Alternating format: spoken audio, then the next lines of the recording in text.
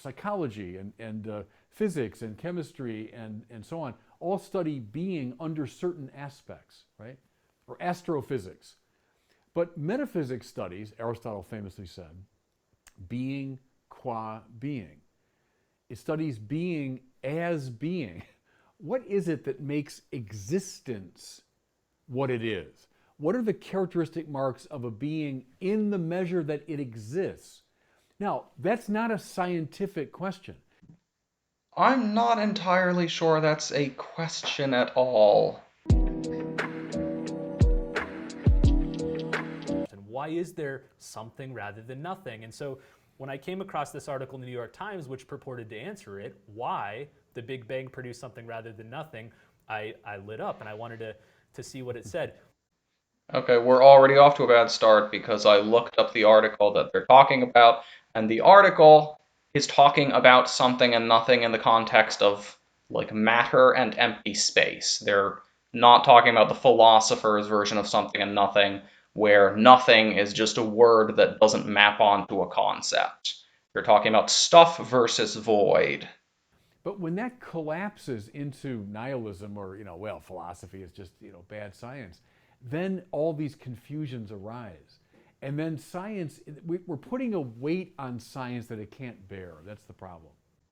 That would be a problem if we were taking actual questions. Those questions do exist, actual questions that science can't understand, except in most cases, like this one, you just have theologians and religious people trying to define particular things as something that science could never understand when it can just fine, like in this case.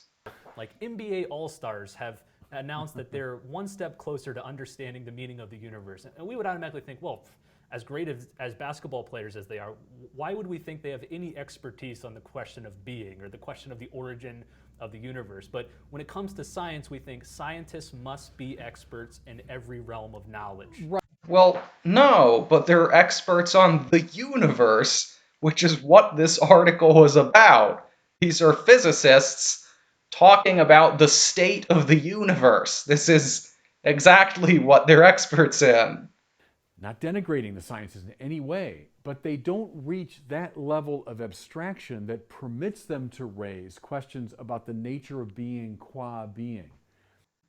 A word of caution on moving up to this level of abstraction. I'm worried as I continue this video. I feel like usually theologians and religious people will go up to these very high levels of abstraction that use very common sense concepts and words like causation and contingency and things like that. And usually, in moving up to that level of abstraction, then the concepts they're using to describe reality start to not quite match what's actually going on, especially when you're talking about things that aren't intuitive to us, like the way that the universe may have been behaving in the first, 10 to the 19 seconds of its existence. So the question, hey, why is there being at all? See, That is a tautology. Being, the word being, it's defined as existence. You're asking why existence exists. This would be like asking why water is wet or why heat is hot. This is, there may be like a useful thing to ask somewhere in there, but this is not the right way to approach it. This is just a tautology. Some scientists think that these neutrinos explain why there's something rather than nothing. When I read that, I couldn't. Oh my god. Okay. No.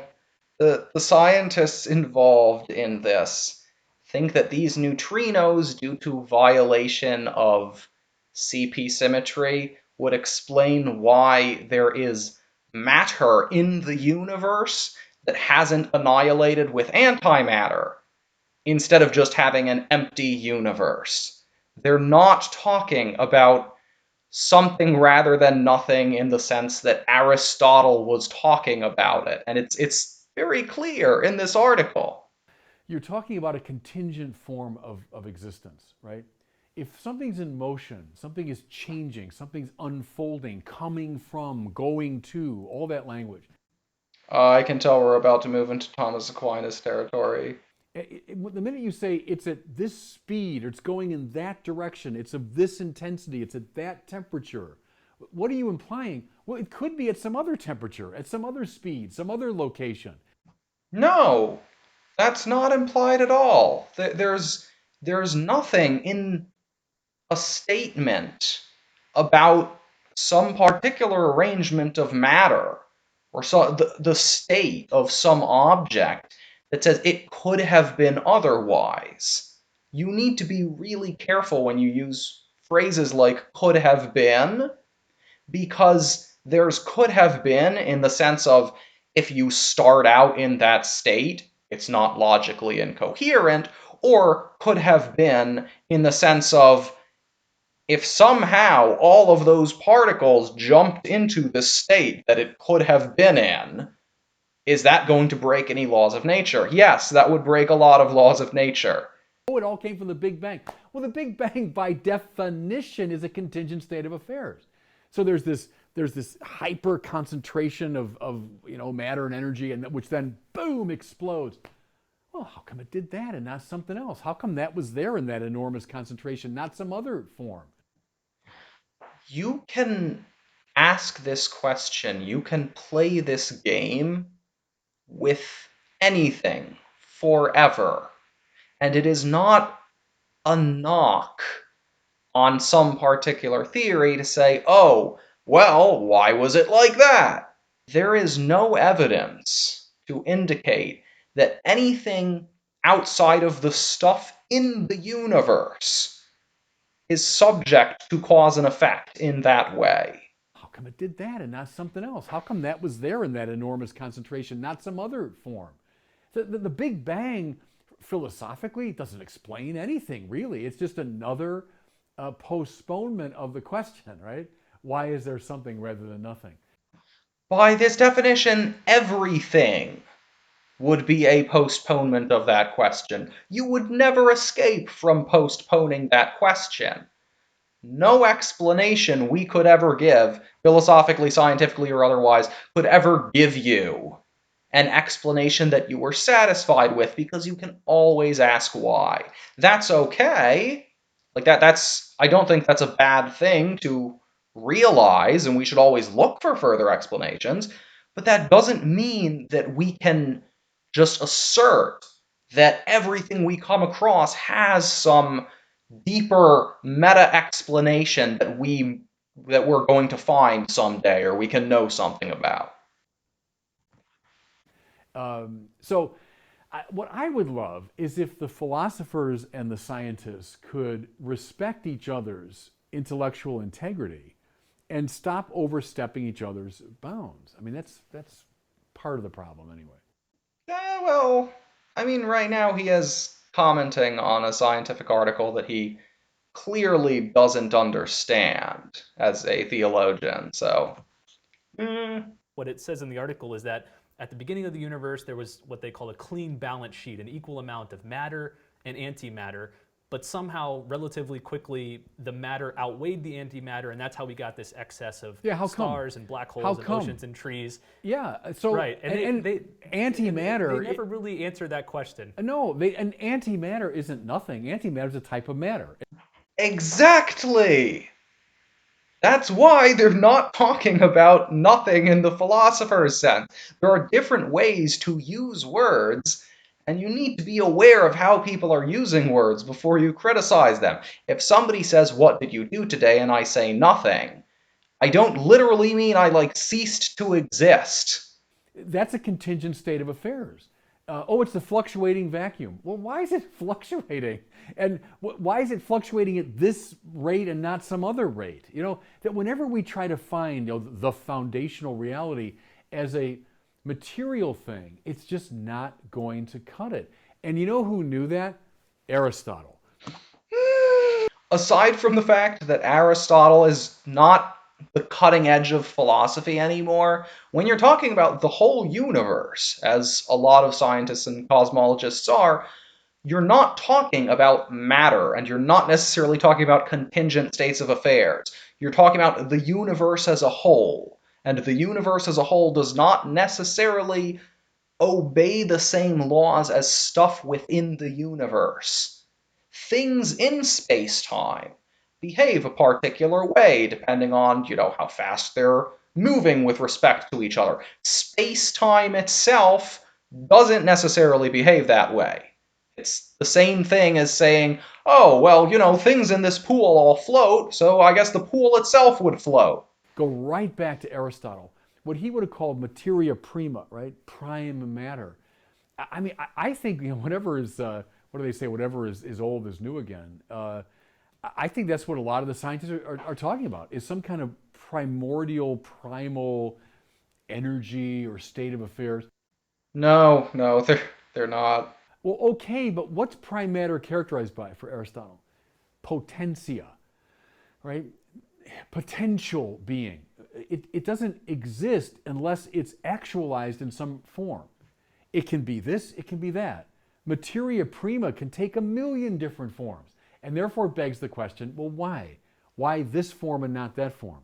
Therefore, you look for a cause. That's why you need an actualizing principle to realize the potential. This model of reality is not correct. Aristotle's description of reality is no longer the most accurate description of the world that we have 2,300 years later. Okay, therefore there must be some nexus of causes that explains it. Are those contingent or self-explanatory? Well, it's obvious they're contingent too. On you go. You can't simply keep going along that same epistemological and metaphysical trajectory. Otherwise, you do not fulfill the principle, you don't satisfy the principle of sufficient explanation, right? You just keep postponing the explanation indefinitely. That's the basic form that these contingency arguments takes.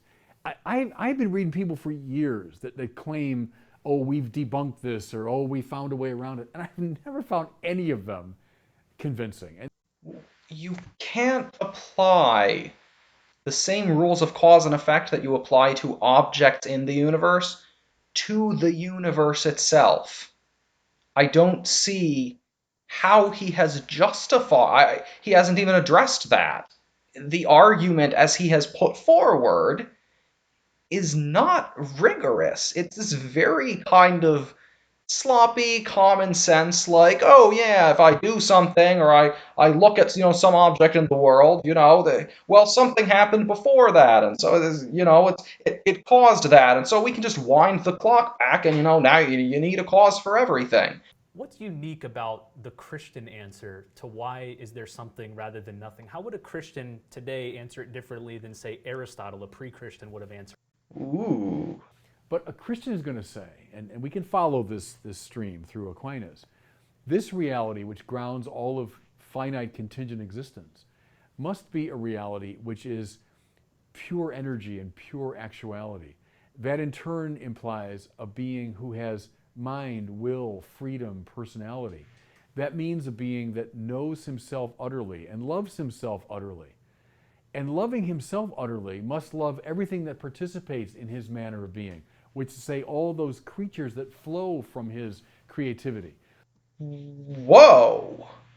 I hope I hope that we're going to get more explanation for this, because it sounded like he just came up with like a dozen different qualities pretty much out of thin air. I mean, forget science. This isn't how philosophy is done. You don't just sort of like throw all of this stuff out because it sort of kind of sounds like it would make sense, because the universe is big, and so you need to be really powerful and energetic to make it and stuff like that. This is not very good so far. What you've come to by a few logical steps there from the non. Okay, there were no logical steps there, and I'm not trying to say that Bishop Barron is stupid or anything. He has not provided us with any kind of structured, rigorous, logical derivation of the properties that he just listed. You've come to a being that has loved the world into existence, that loves everything that he has made. Now we might be ready to move into the great mystical jungle of the Bible, which is now going to reveal to us how this God has interacted with the human race and how he's called us into intimacy with him. What do things like loved the world into existence mean? I'm not trying to just give some sort of impression of incredulity to make it seem like he doesn't know what he's talking about. But when it comes to things like religion, I feel like we let these things slide quite a bit because we're talking about God and God can do whatever he wants. And so, yeah, he can love the world into existence. But what are we really talking about? Is it not important that we define these things? Like, is loving the world into existence different from creating it because you love it? Like what is the process of loving something into existence as opposed to creating it? And while we're at it, how you create the universe, what does that look like? These types of things I think are important if you're making claims about actual reality and something that actually happened. It's important that you define these things. And I don't think if I asked a dozen people on the street what it means, specifically in more detailed language, to love something into existence, I don't think people would agree on a definition of that.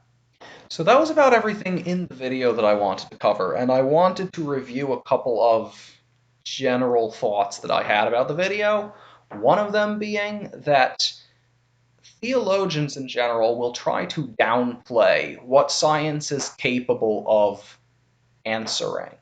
And again, it's true that there are a lot of things science can't answer, but the types of things that we originally thought science couldn't answer, things to do with the nature of, say, things like time and causation, which a lot of people would have assumed a while ago were so fundamental to reality that you couldn't get to them through science. Those types of things are now being explored by science in productive ways. And of course, you also see this happening a lot now in areas where the people making the criticism, generally religious types, don't even understand what it is that scientists are doing, or even necessarily the questions they're actually trying to answer. Another thing I've ranted a little bit about during the video was definitions, because I think that, again, especially with religious types, definitions are not made explicit enough, especially when we're talking about the edge of scientific progress today, when we're talking about the nature of space time and the nature of causation and the boundaries of the universe and whether there's a multiverse, whether there are many worlds in quantum mechanics, then the language we've devised to talk about the everyday world around us and how we perceive it doesn't necessarily map onto it. And you see that language being used gratuitously in videos like this, where people just kind of talk about, oh yeah, look at the everyday world. You got the leaves falling from the trees, and you've got, a ball bouncing up and down, and they try and take that and just say, yeah, I'm sure that's what the whole universe is like. That's what all existence is like, except for God. And then, of course, if you start to build complex and sophisticated philosophical arguments on these words and the insufficient or sloppily defined concepts that the words map to, you get problems that are going to mess with your whole argument, as I think Bishop Barron did here. Speaking of which, philosophy is beyond Aristotle at this point.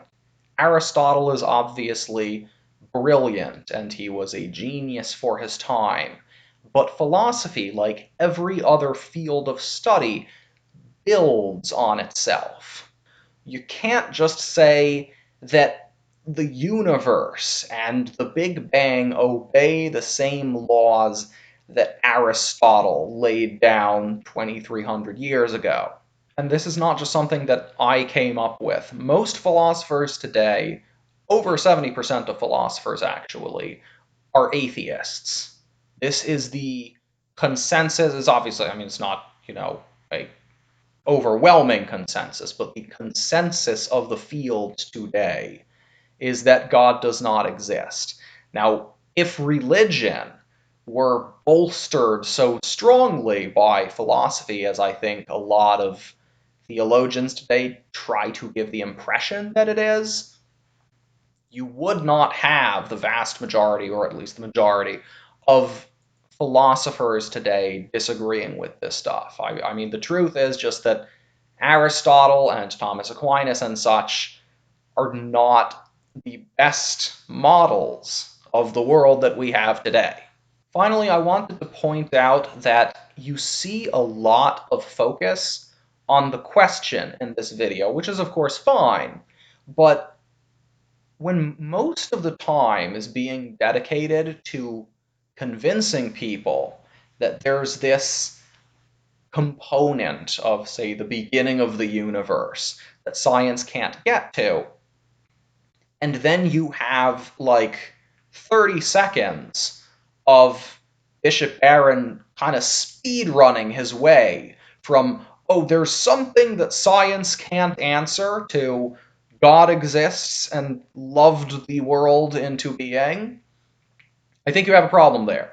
This is obviously a common thing that you see in apologetics today, because most arguments for God aren't really arguments for God. Most of them are arguments for something that isn't really physical, maybe, that science probably can't explain. And people kind of leap from there to God in most cases. You see this a lot with people like William Lane Craig, who will take something like the Kalam cosmological argument, and they will go from like a cause of the universe to an immaterial, timeless, personal, all-powerful being. Anyway, this was fun, so I might do another one sometime.